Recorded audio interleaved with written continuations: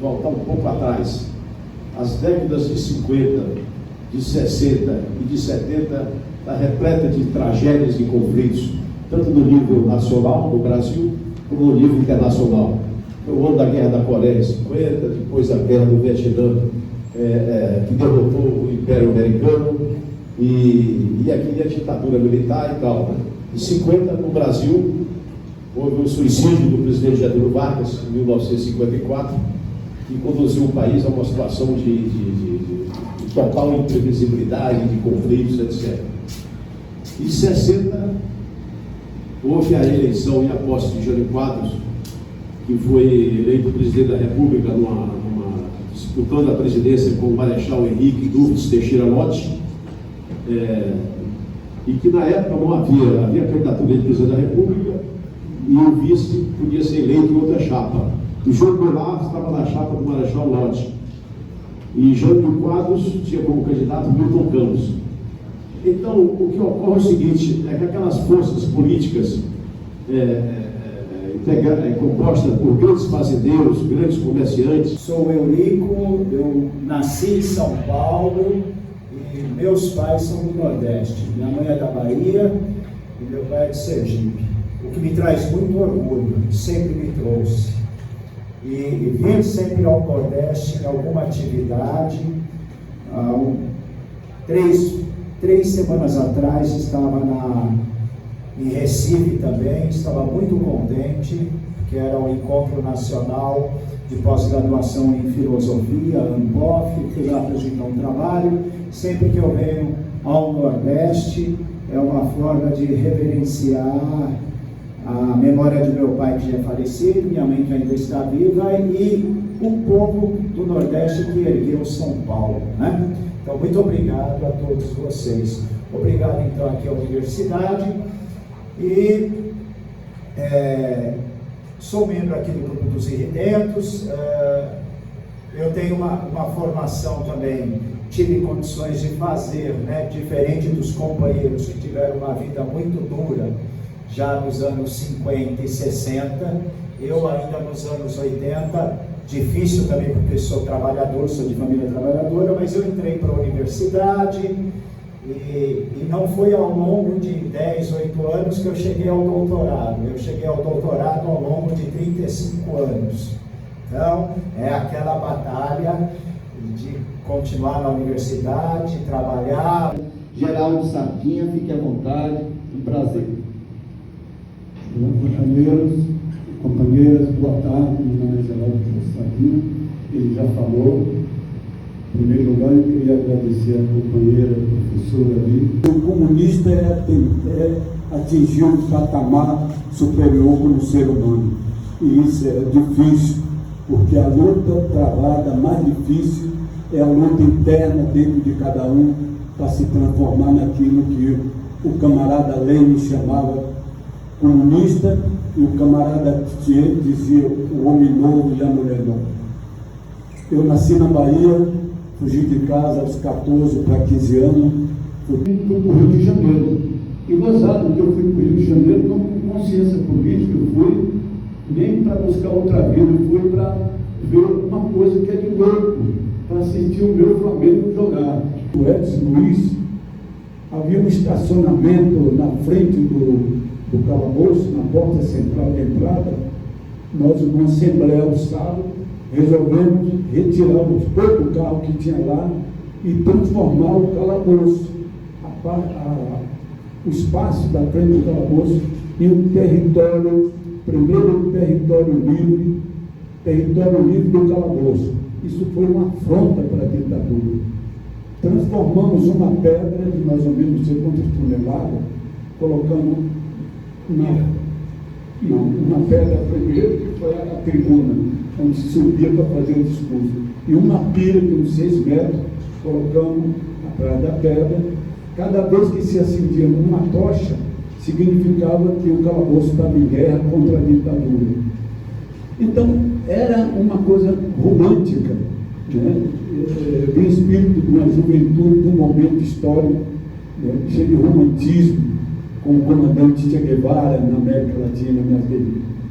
Então, numa dessas assembleias no calabouço, para poder, o nosso mural no calabouço era um mural que superava os murais das universidades, porque naquela época nós não tínhamos isso aqui, mas havia equipe, havia um processo de organização que nós fomos aprendendo na prática, que se tirava grupo para conseguir os jornais, recortar os jornais, colocava nas paredes, né? E já tinha um grupo indicado que a gente ficava lá na hora, lendo 2, 3 para chamar atenção e um processo de politização.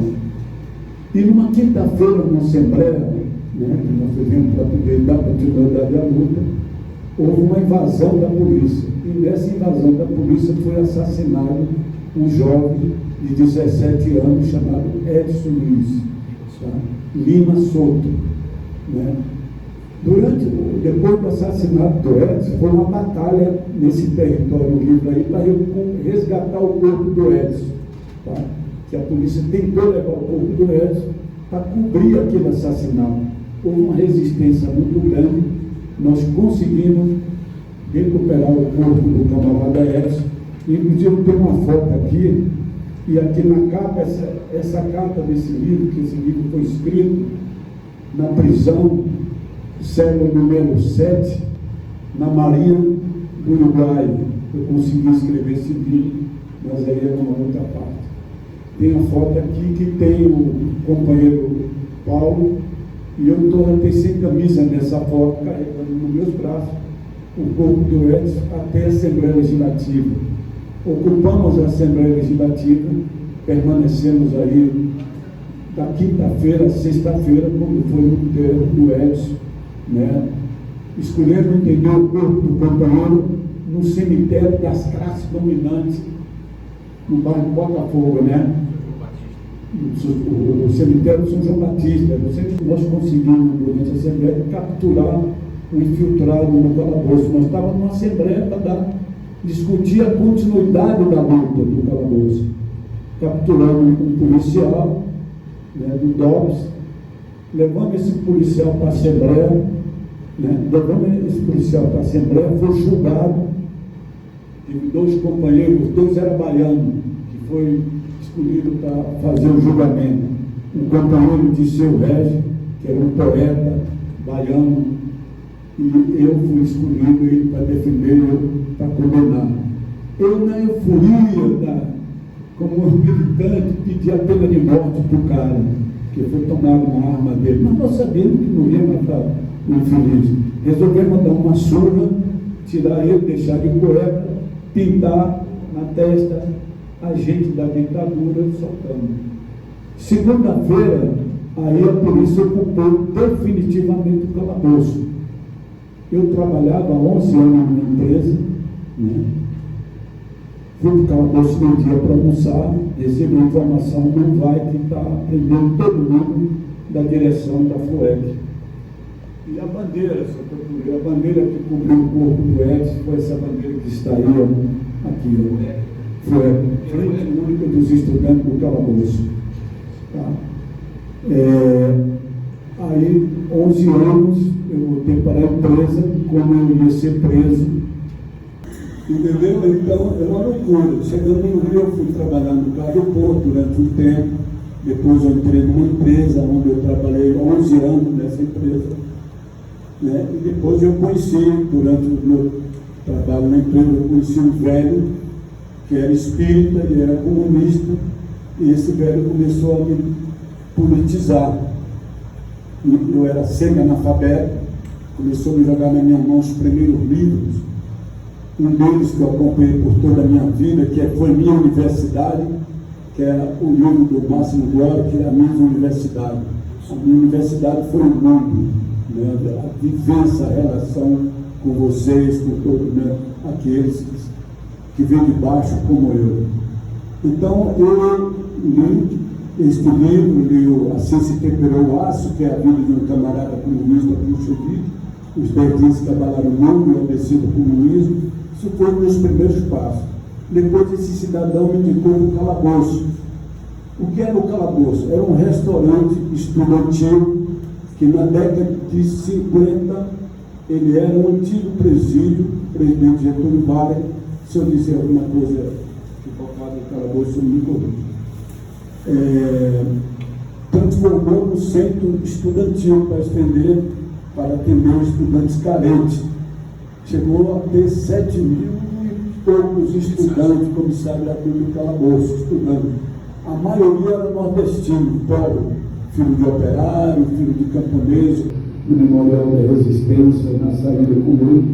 Mas eu acho que eu saí com grandes feridas da tortura. Feridas que me bloquearam, que até hoje eu não tenho vergonha de falar, eu não consigo escrever. Escrevia antes, eu não escrevi mais nada, bloqueei, procurei um psicólogo. Estes velhos e revolucionários, que eu me encaixo nessa como velho, idoso, né? Esses velhos revolucionários de uma época não envelheceram, mas não parece, estes revolucionários de uma época envelheceram, mas não parecem cansados, não sabem o que é dizer frivolidade. Sua moral é muda, mas não dá mais ambiguidade. Ela já não entende mais o mundo.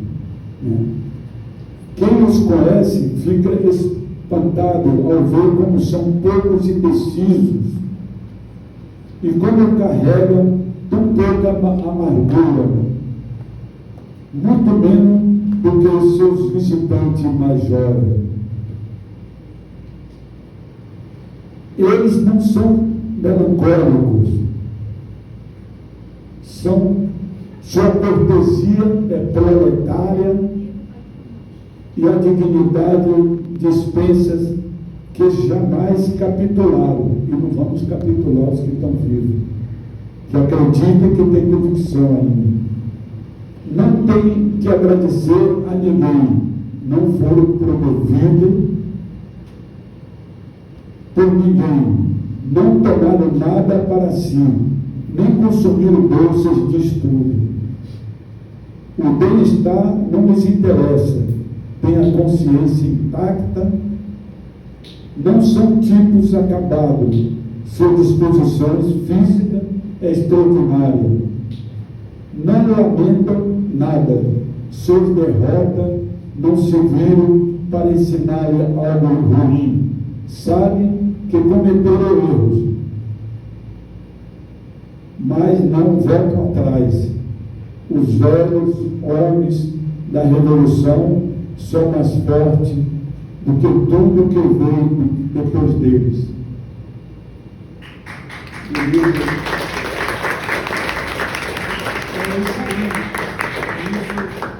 Isso aí, com todo respeito, todo carinho, para essa juventude, porque a notícia que nós temos é que hoje no Brasil existem mais de 100 células dormentes de nazistas e fascistas.